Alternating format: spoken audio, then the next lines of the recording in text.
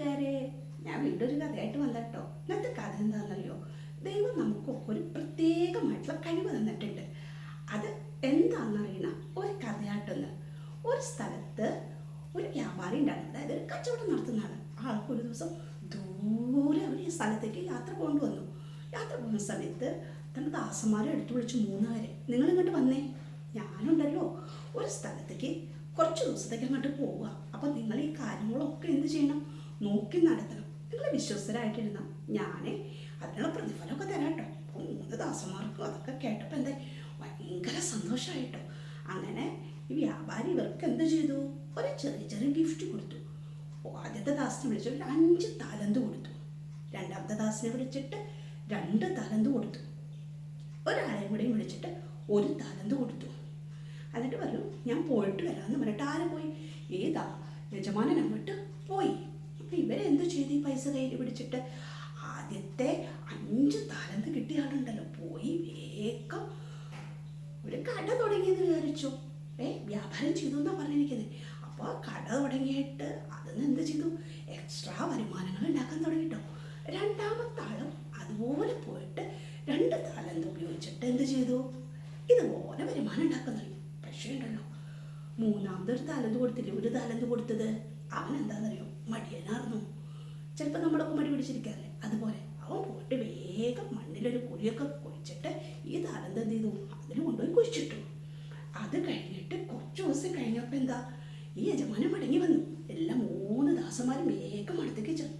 അടുത്തേക്ക് എന്നിട്ട് ആദ്യം 5 താലന്ത് കിട്ടിയ ആൾ എന്ത് പറഞ്ഞു, യജമാനെ ഞാനുണ്ടല്ലോ ഈ 5 താലന്ത് ഉപയോഗിച്ചിട്ട് ഇങ്ങനെ കടയൊക്കെ തുടങ്ങി, വരുമാനം കൂടി 10 താലന്തായിട്ടോ, നിനക്ക് തരുന്നു.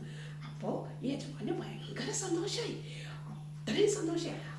നീ മിടുക്കനാട്ടോ, നീ എന്താ ചെയ്തത്, ഞാൻ കുറച്ച് തന്നല്ലേ എന്ത് ചെയ്തു, വിശ്വസ്തനായിരുന്നു, അതുകൊണ്ട് നീ ഇനിയും ചെന്ന് വ്യാപാരം ചെയ്യണം. രണ്ടാമത്തെ ദാസനും അതുപോലെ വന്നിട്ട് ഇതുപോലെ പറഞ്ഞു, എനിക്ക് 2 താലന്ത് തന്നെ, പക്ഷെ ഞാനതെന്ത് ചെയ്തു, 4 താലന്താക്കി.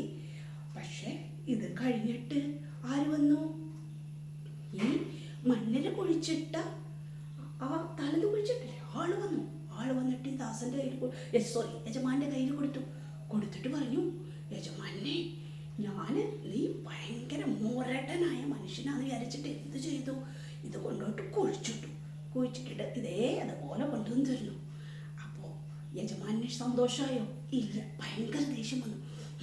നീ മടിയനാ, അതുകൊണ്ട് നിനക്കിനി ഒന്നും തരില്ല, ഇതെടുത്തിട്ട് ആ 10 താലന്ത് 5 താലന്ത് കൊടുത്തിട്ട് 10 താലന്ത് തരികയില്ല, അവനാ കൊടുത്തു.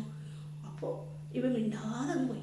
ബാക്കി 2 പേരോട് എന്ത് പറഞ്ഞു, നിങ്ങളെ വിശ്വസ്തരായിരുന്നോണ്ട് ഞങ്ങൾക്ക് കൂടുതലായിരുന്നു.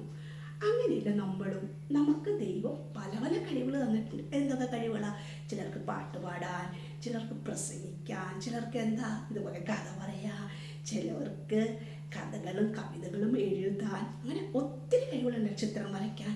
അപ്പം നമ്മളതൊക്കെ എന്താ ചെയ്യാൻ ഉപയോഗിക്കാറുണ്ട് എല്ലാവരും. ചിലർക്ക് ആർട്സ് ആയിട്ടുള്ള വർക്കുകൾ ചെയ്യാൻ.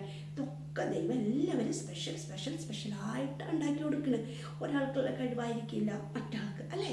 അപ്പോൾ നമ്മൾ എന്താ ചെയ്യേണ്ടത്, ഈ കഴിവുകളൊന്നും മൂടി വയ്ക്കാതെ ദൈവത്തിന് വേണ്ടി അതൊക്കെ ചെയ്യണം. നിങ്ങൾക്കുള്ള കഴിവുകൾ നമ്മൾ ഉപയോഗിച്ച് കഴിഞ്ഞാലാണ് എന്തുണ്ടാവുള്ളൂ, ദൈവം കൂടുതലായിട്ട് നമുക്കത് ചെയ്യാനുള്ള അവസരങ്ങൾ ഒരുക്കി തരുള്ളൂ.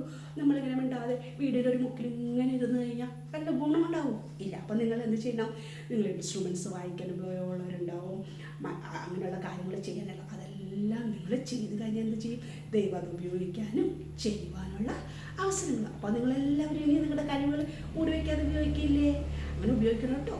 ദൈവം എല്ലാവരെയും അനുഗ്രഹിക്കും.